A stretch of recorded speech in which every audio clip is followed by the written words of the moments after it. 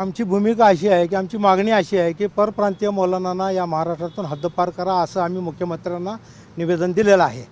आणि फक्त याच्या पाठीमागचा आमचा उद्देश असा आहे की परप्रांतीय मौलानाकडून सोलापूर शहरामध्ये सध्या जे नई जिंदगी भागामध्ये परवाच एका मुलीवर झालेला अत्याचार, त्याचबरोबर नागपूर येथे घडलेली घटना, त्यानंतर जे आहे का मुंबई येथे बांद्रा येथे मदरशामध्ये झालेले एक अत्याचार, अशा अनेक अत्याचाराकडे जर लक्ष देता परप्रांतीय मौलानाकडूनच हे असे प्रकार घडत आहेत। म्हणून आम्ही अशी मागणी केली की परप्रांतीयांना जर महाराष्ट्रातून आपण जर बाहेरच काढलो तर आपल्या महाराष्ट्रातले मौलानांना त्या ठिकाणी स्थान मिळेल।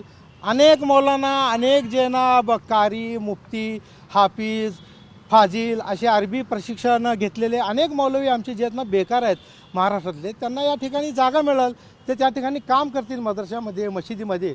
परप्रांतीय मौलाना लोक जे आहेत ना कमी वेतनामध्ये काम करतात आणि मग ते कुठल्याही स्तरावर जाण्याची त्यांची तयारी आहे।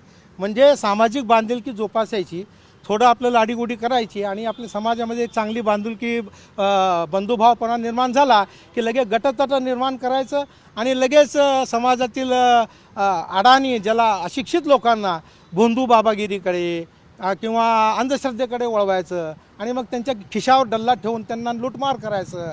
हे असे प्रकार त्यांच्याकडून घडत आहेत।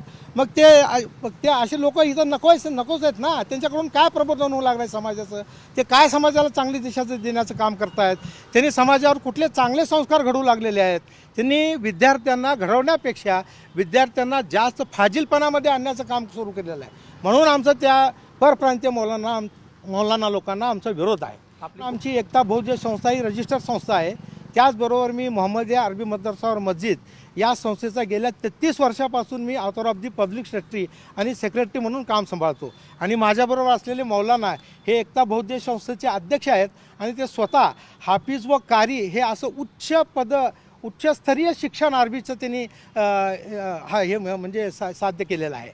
असे मौलाना माझ्याबरोबर आहेत आणि अनेक लोकांचं मला या प्रकरणाला जे ना अनेक लोकांचं मला पाठिंबाही आहे आणि अनेक लोक मला विरोध दर्शवतात।